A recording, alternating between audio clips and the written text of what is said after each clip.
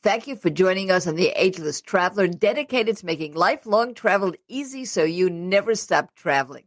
I'm your host, Adrienne Berg, with a terrific guest who was the vice president of MTV. He is now a dedicated volunteer at the friendliest airport in America. Which one is that? Well, you'll soon find out. And he's going to tell us his fascinating story. So come fly with us and sit back, relax. All the resources we discuss are on our show notes at agelesstraveler.com. And while you're on the site, take a look at our Facebook salon. Join and get all the support you need to make your lifelong travel easy. And it is my pleasure now to introduce you to Barry Kluger. He was the senior vice president of MTV. You all know MTV Networks, meaning Nickelodeon, MTV itself, many others. So here's somebody, like many of us listening, that had a wonderful, very fulfilling career and now is looking for volunteer work where he can give back, and he certainly has found it. So, Barry, thank you so much for being with us today. It's my pleasure. Now, you were excited about this program, and you're the one who actually introduced me to the Sky Harbor Navigator program. How did you get into it in the first place? Well, it's rather unusual. Actually, the pandemic was the genesis of this. There was a group of gentlemen at the local Starbucks who sat in the parking lot because everyone had to be distanced 6 feet apart. So we have been sitting out there since 2020 when the pandemic first hit. And one of the gentlemen had stopped working. He was a volunteer at Sky Harbor as a navigator. And he told me about the program. And I said, well, that's interesting. And it had sort of been put on hiatus during COVID. And last year, actually December 2022, I signed up, went through a training program, came out of the program in late January. And here it is 14 months later. And I love it. You certainly do. And you've been so excited about it. Now, one of the things that I've been enjoying talking to you about is the stories of the people who you have helped personally, or you've seen others help, that have really been inspirational. Give us one of your favorites. The interesting thing about airports is you could be a world traveler. You could travel for business and be on the road 11 months out of the year, or you could be a frequent traveler, or you could be someone going to visit family, etc. Airports are generally stressful, and not everyone could tell you why, but you come in, there's a lot of noise, a lot of signs, lines, things that would take the average person and confuse them or put stress on them. What I have enjoyed most are the heartwarming stories that have come out of this. I must add that my background is what truly helped me. Being in public relations, I'm used to dealing with the public and explaining things, putting them in certain directions, and just making things easier to understand. So this really seemed to be a natural fit in that I'm outgoing. And at 70 years old, I have a repertoire of 70 years of jokes. Yes. But also things to just ease away. Many stories have been very impactful on me. One that really sticks out is several months ago, there was a woman, I'd say in her late 50s, walking through the airport. And as I often do, if this person looks to the left or the right, you kind of figure they are a little lost or they're trying to find out where they are and where they're going. And I said to the woman, I said, do you know where you're going? And she said, travel-wise or in life? To which I responded, well, that sounds like a loaded question. You know what? Come over here and sit down. And we went and we sat down on a number of chairs. I said, so what's going on? She said, my husband passed 3 weeks ago. And my girlfriends over there they're taking me to Cabo for the weekend. And I'm getting all these texts from my late husband's friends saying, how could I go to Cabo 3 weeks after my husband passed? And from personal experience of loss, I said to her, no one has the right to tell you how to grieve. Right now, going to Cabo may be the best thing for you. So you've just got to look at your friends over there and say, you know what? I'm going to go away. I'm going to laugh. I'm going to cry. I'm going to get in touch with myself. I'm going to run away from the sorrow I recently experienced. And whatever you want to do is okay. And I can tell you that from experience. So that put a smile on her face. And she brought me over, introduced me to her friends, and I waved goodbye as they boarded the plane, and then turned around and continued my rounds around the airport. Well, so interesting that you should mention your background while you were active in your career and your PR skill in this context. And the reason I say it is one of the problems with retirement is you do lose your skills. If you spend your whole time playing pickleball, I know everybody's mad at me because everybody loves pickleball, and I think it's symbolic of having too much time on our hands. Yeah, I don't play it. Yeah, no, it's great. I live near pickleball. It's wonderful. We've done a whole program with Road Scholar on pickleball. Very good for you. But it's also endemic of the fact that we have a little too much time on our hands after retirement, and we atrophy our skills. They talk about atrophying our brain or our body. What about our skills? So that's a skill that you were able to bring to the table as a volunteer. So what would you say in knowing other of the volunteers? What do you think their backgrounds are in terms of the perfect volunteer skill? Well, it's interesting meeting my fellow navigators, some who have been there since the start, well over 20 years ago. They're a former military. There's a former librarian. There's a former government official who's a little secretive about what he used to do for the government. People come from all walks of life, salespeople. It's funny, instead of a skill, I would probably substitute the word a passion.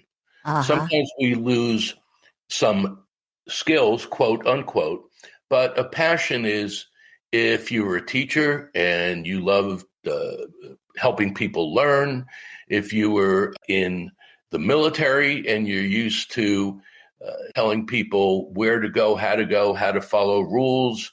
If you've been a salesperson, you're used to out there selling a product.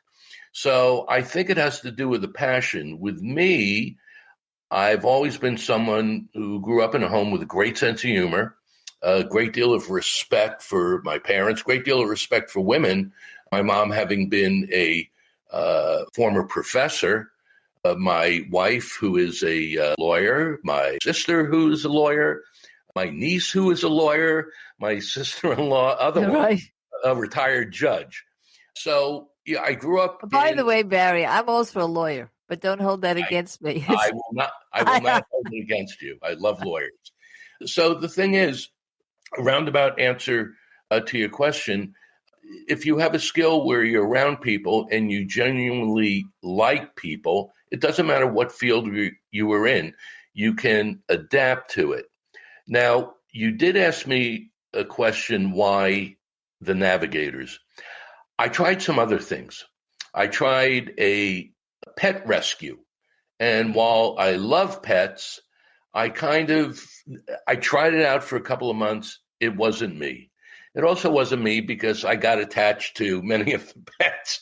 And with 2 dogs at home, I said, do we have room for another 3? Yeah. So it just, well, on one hand, it didn't make sense. And I've always worked in a field and relationships where it's about interaction. And you can get a dog to kiss you, but you can't have a conversation about Proust, right? Or deliver a punchline, or help them, other than to hold them in your lap. And I love helping people ease their way through, and then if there's a crisis, helping them solve that crisis. Right. So the interaction. One of the things we do with the Ageless Traveler, and if you please look at our website, agelesstraveler.com, you'll see something called the Ageless Ambassador Program. Mm-hmm. The Ageless Ambassador Program is there to encourage people to be very active volunteers. And one of our best podcasts, I thought, was with the director of AmeriCorps Senior. They are the biggest, they're part of the federal government, they're an agency, are the biggest volunteer organization in America. They have 140,000 volunteers, of which they told me about 2/3 drop out as soon as they volunteer after a while. Why? They picked the wrong place to volunteer. So that's exactly what you're talking about. Not because they don't have the time or they don't want to be volunteers anymore, but they simply picked the wrong place. So we're going to take a little bit of a break now. We're going to come back with Barry Kluger. He was the senior VP of MTV Networks. That's all of them. He's a very not only successful, but dedicated and inspiring volunteer. And we're going to talk a little bit more about the airport and how he has found his place there. Don't you guys go anywhere.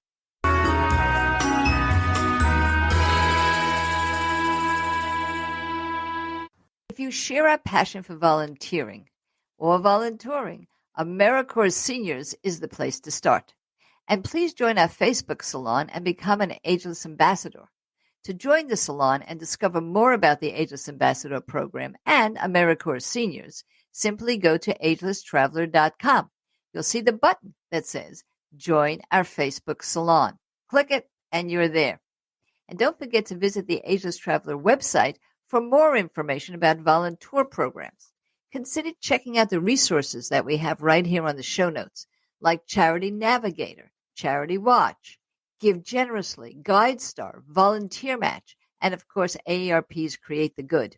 You can find all the details on the show notes. And if you have questions about this or anything related to travel or volunteering, don't forget to go to our fan page and record your questions. We might feature them on the show. See the show notes for the fan page link.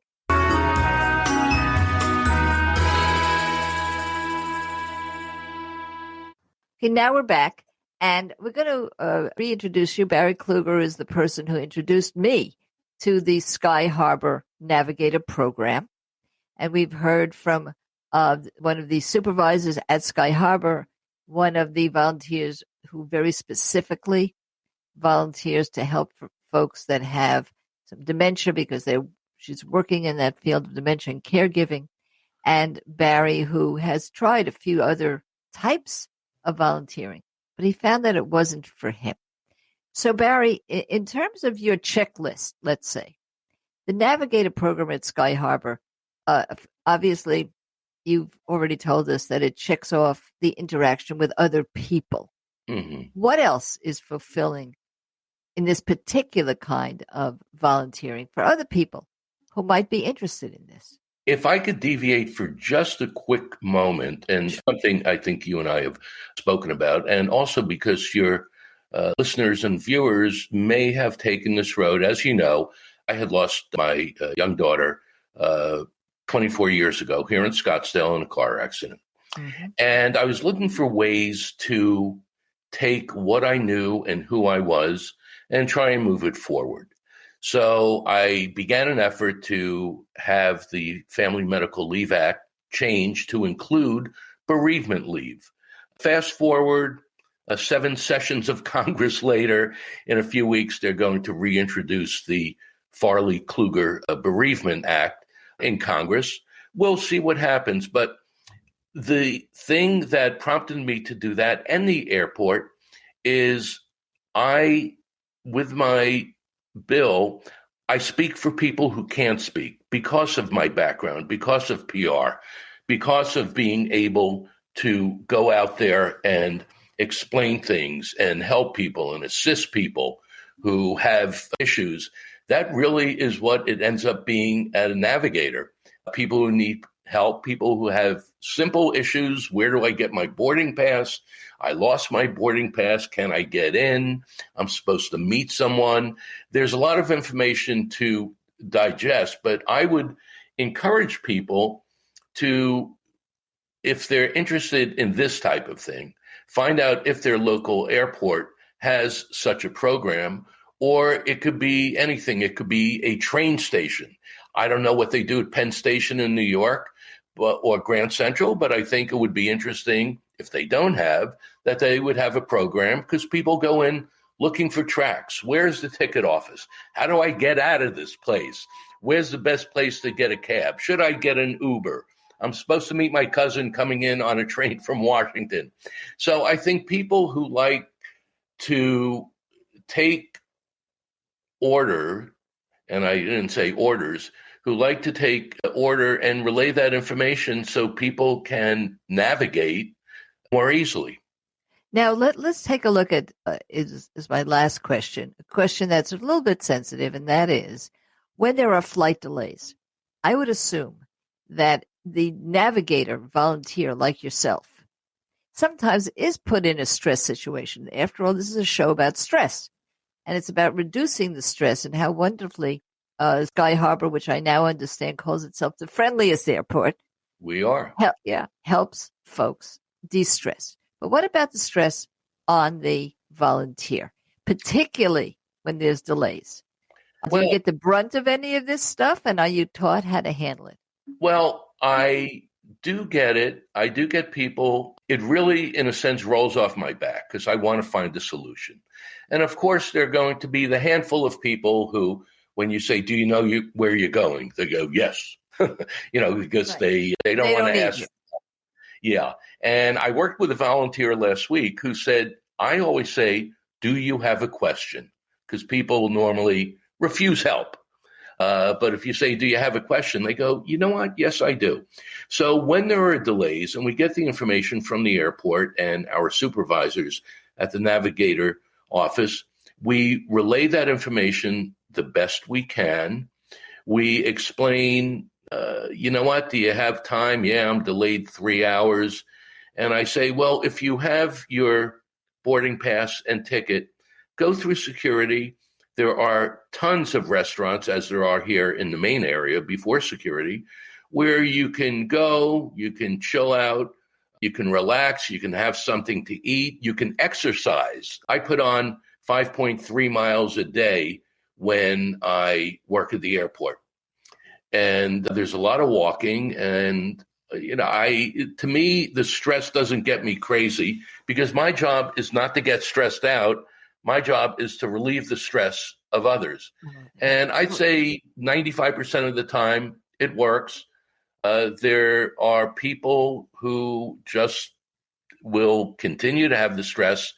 And I say, listen, your flight is delayed, but where are you going? I'm going to see family in Nebraska. And I say, okay, so you're delayed here. But just think in a few hours, whenever it is, you're going to get off the plane, you're going to be with family, and there'll be a happy ending to this very stressful day. Well, this is a beautiful and happy ending to a very non-stressful show. And I really encourage everyone, and I'm going to include myself in this, to take a look at their own local airports to see whether or not they have a volunteer program. Join it if they do, and tell them about this program if they don't. And how do you tell them about this program? Very simple. Let them listen to our podcast, and we will have on our show notes, as we always do, all the information for becoming a volunteer at Sky Harbor or learning about what their program is all about. So I thank you so much, Barry. This was a wonderful introduction that you made for me. And as usual, we're going to see a few of our guests on video in just a few moments. So don't you guys go anywhere. We will be back. YouTube.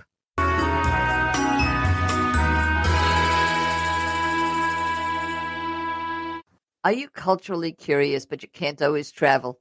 Or do you have a loved one that you are a caregiver for and you'd love to see them travel, but they really cannot do so? Well, we have affiliated with Wowzitude. You might have read about it in Forbes magazine. It's the online real-time travel guide. You can actually visit places on your computer, on your telephone, and of course on your TV. Simply go to agelesstraveler.com, take a look at the travel products, and you will see a list under Wowzitude of some of the places you could have gone this week. For example, England, Rome, and all of the places that you feel you just might have missed because, gee whiz, they're so far away. How about traveling to Ecuador? And what about here in the USA? Well, Wowzitude is renowned for bringing real-time travel experiences to your home. And we've affiliated with them because, while we know you never want to stop traveling, Sometimes you have to travel from your armchair.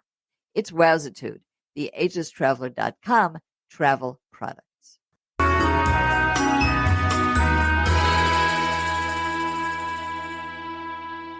Now, it's sad to leave Barry, but of course, we have the YouTube I mentioned, and I suggest that you plan to listen to our next episode. Now, that podcast is dedicated to the folks at the airport, who is the leader in this navigation program, and also to a very special volunteer who helps people with hidden disabilities, dementia, mobility issues navigate the airport stress-free. This is Adrienne Berg saying never stop traveling.